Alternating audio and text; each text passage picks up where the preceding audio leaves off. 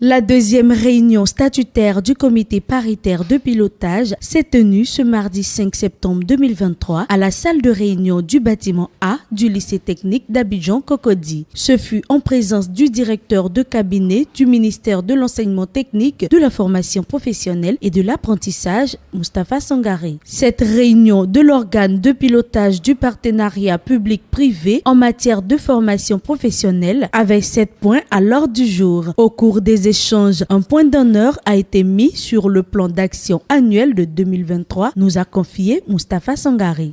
Depuis les années 2016 que la réforme a été initiée, cet organe avec bien sûr les deux principaux acteurs qui sont le Conseil national des branches professionnelles et les comités professionnels consultatifs commence à vraiment fonctionner.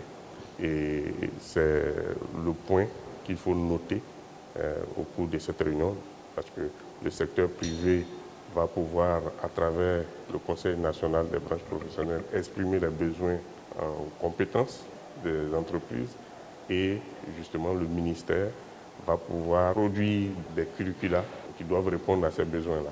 Selon le président de séance du jour, Nabil Adjami, les actions menées servent à organiser l'enseignement technique et la formation professionnelle. Tous nos efforts de ce jour visent à une meilleure intégration de la jeunesse dans le tissu économique de notre pays. Il faut qu'on crée vraiment des ponts entre le secteur privé et l'enseignement technique qui va permettre aux jeunes de pouvoir s'insérer dans le tissu économique, dans les industries, dans les agricultures, dans l'ensemble des 13 branches professionnelles qui ont été définies. Donc on vient du secteur privé parce qu'on a besoin de ressources humaines, de compétences, et donc on vient donner notre opinion sur ce qui est en train d'être fait. Donc ce n'est pas un débat essentiellement en termes de gouvernement, mais le secteur privé est fortement partie prenante des décisions qui sont prises, aussi bien pour le développement du CNBP que du CPP, ce qui permet après aux jeunes de trouver une adéquation formation-emploi.